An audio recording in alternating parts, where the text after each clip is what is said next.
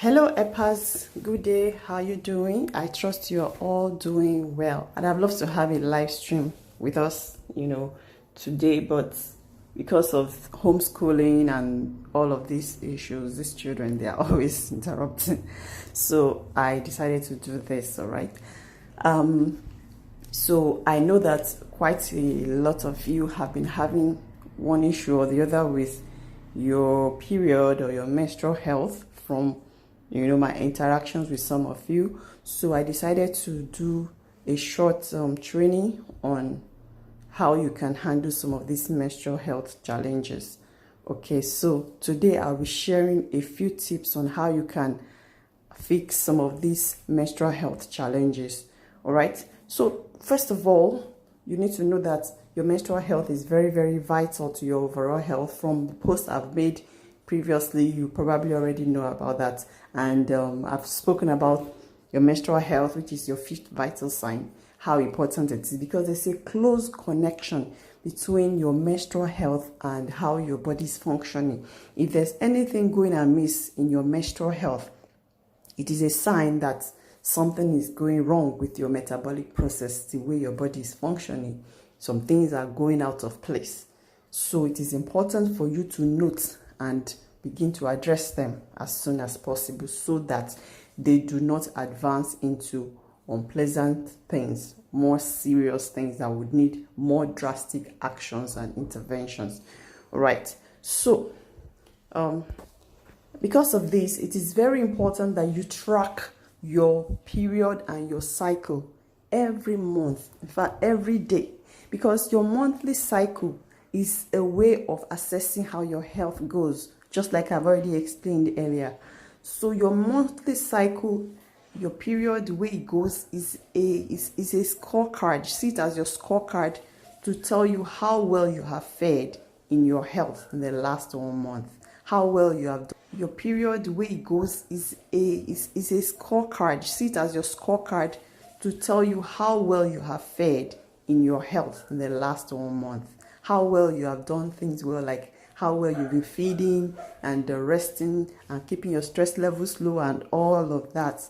So if you are having symptoms during your period, it's a sign that you have not gotten some things right. So the first place to start from is to track your cycle. If you have not watched the webinar on how to banish menstrual problems, then please watch it. I gave a short training of your menstrual cycle basics, how the menstrual cycle goes, the two phases, the follicular phase and the luteal phase and everything that goes in. So already when you watch that video, you'll be able to have a fair understanding of your menstrual cycle. So I won't need to go into that again. Just watch the video. I'll attach the link to this post, okay, to the post of this training here. All right, so please watch it. So you want to start from tracking your cycle. So every day, monitor your signs. There are some signs that you need to be monitoring. Your cervical mucus secretion, what we call vaginal secretion. How is it? Is it dry? There's no secretion. Is it thick? Is it sticky? Is it watery? Is it milky or creamy? And all of that, you want to track it. Is it slimy? Is it slippery like egg whites? You want to track that. So every day you want to track that parameter. Okay. So you can have a book or just get a mobile app for tracking your cycle. So you make sure that you're logging it in every day. You can choose a time of the day and just be consistent at it. So make sure you're tracking every day. Track your cervical mucus secretion. Then number 2, you want to track your mood. You want to track how you felt overall for that day. That's number 2. Then number 3, you want to track your menstrual flow. Of course, when your period comes, you want to log it in. And when for each day that your period flows, you want to log it in. Okay, so that you know how many days your period flows for, and and everything that comes with the period. If you're having clots, maybe large clots, you want to document that. If you're having no clots, fine. Just make sure you document everything. Make sure you're doing it day in, day out. Make it a normal part of you, the way you brush your teeth every day, right? So you want to make it a normal part of you like that. Make it a habit to track everything about your period and your menstrual cycle. So those are very important parameters you want to be looking at, okay? Then most menstrual health problems as a result of maybe too much of stress on the body coming from various sources. Stress could be coming from emotions, they could be coming from infections, they could be coming from chemical toxins in the body. So when you have excess toxicity, it could actually cause some of these menstrual health problems because they throw the hormones out of balance. So that's one thing you want to also address. Then thirdly, you want to look at your diet. If you're not eating right, you are not going to be supporting your body to be in balance. So you want to pay attention to your diet. Make sure that you're eating right.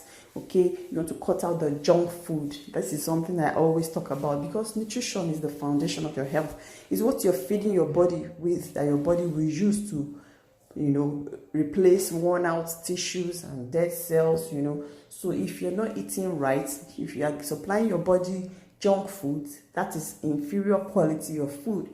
And what happens, you are giving your body the wrong building materials. And so the tissues and cells and organs that will be built with those materials will be weak.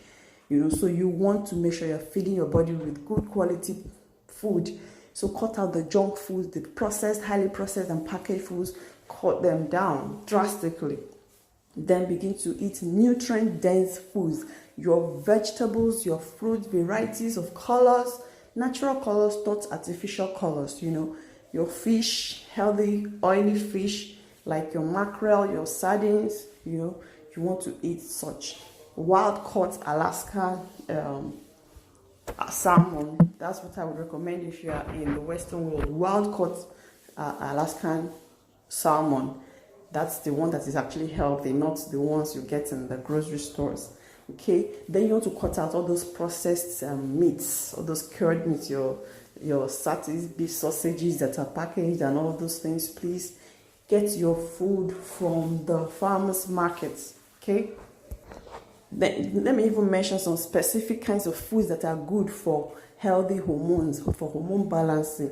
Your avocados, your cruciferous vegetables like your cabbage, your broccoli, cauliflower. You can play around with those things.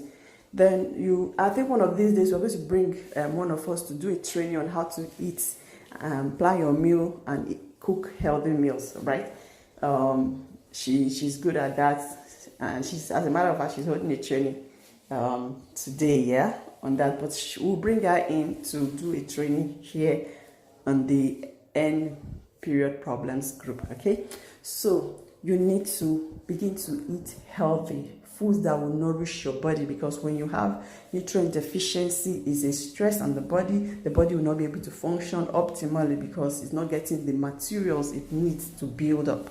Okay, so it's very important. So avocados, your fruits, your apples, your cruciferous vegetables like your cabbage, your broccoli, your cauliflower, then your leafy greens too. Your leafy green vegetables, they are really, really very important.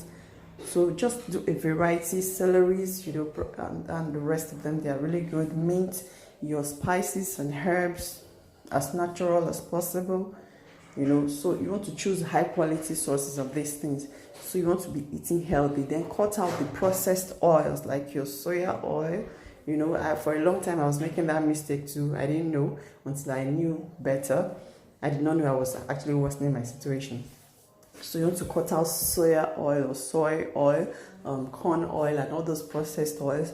Use olive oil, extra virgin olive oil, red palm oil, not the processed one, not the one that has been bleached. Then use coconut oil. Those are the kinds of oils that you should be using in your food, right?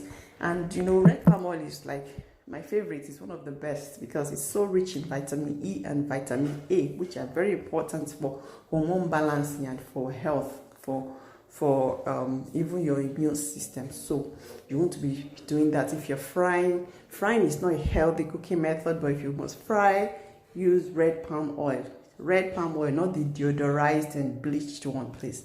So your diet, very, very important. So hormonal imbalance is one issue that is actually at the base.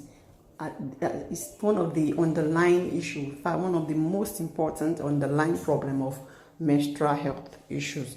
Okay, so if you want to deal with this all these menstrual health problems, you need to help your hormones to be in balance, and it's by eating healthy fats from those kinds of oils I mentioned, and the avocados, your nuts and seeds like flax seeds and chia seeds. You want to be eating healthy doses of these healthy foods. Okay, so you need fat because your hormones are made from fat. So you want to be eating healthy fats, not the toxic fats, not margarine, please. You can do butter, in moderation, but don't do margarine. Margarine is what you have in most processed foods, and it's the one that sits on your grocery store shelf without melting. So you want to avoid margarine, but you want to use butter and those other fats and oil sources I've mentioned. So balance your hormones with those foods I've mentioned. Then also you want to make sure that you're physically active. So they call it exercise. But when they say exercise, a lot of people think of going to the gym, doing very heavy exercise. So I don't like to call it exercise because of that. Basically, physical movement. You don't want to be sedentary. You don't want to be living a sedentary lifestyle because it weakens the body, weakens the health, as we already know. We already know the many implications of sedentary lifestyle. So you don't want to be sedentary. You don't want to sit in one place for more than 30 minutes at a go. If you have sat for 30 minutes, get up and move around.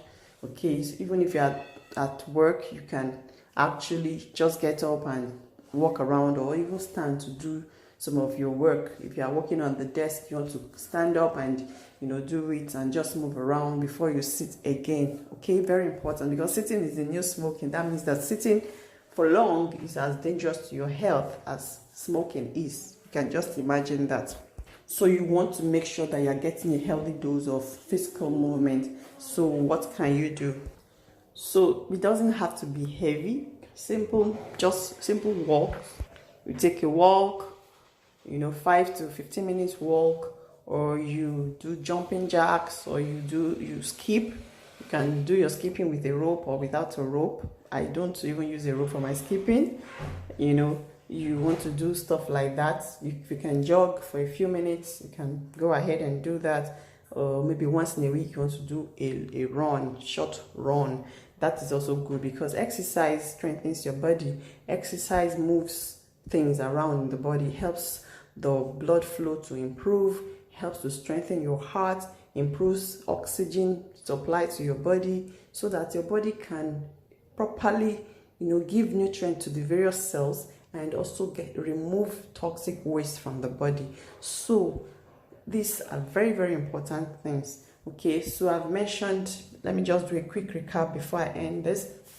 So the first thing I mentioned was that you should track your cycle every day. Make it a habit. Secondly, you want to keep stress to a very low level, minimum. Okay, then 3, you want to pay attention to your diet. You want to be eating clean and eating nutrient-dense foods. You can juice your vegetables, you can take them as salads and, just play around with these smoothies and all that, okay? Then number 4, I mentioned exercise, okay? Exercise. So those are 4 key things you can do. And then let me put a final one, number 5, which is your sleep. Sleep is the master healer. So you need to get enough sleep every day. Go to bed latest 11 p.m. Wake up nothing earlier than 5 a.m. Find what works for you though. But you want to be sleeping by 11, okay? So that by 1 a.m. when the body wants to do a detox, you're already in deep sleep and it can go ahead and do that. While you're sleeping, the body does housekeeping jobs, goes round to check every cell, every organ, every tissue to see, is there anything wrong? Is there any place that is worn out we need to fix? Is there any inflammation that we need to address and all of that. So if you don't sleep, you are not giving your body a chance to do that. And research shows that when you do not sleep, some genes are turned on, the genes for inflammation. So you want to be getting enough sleep.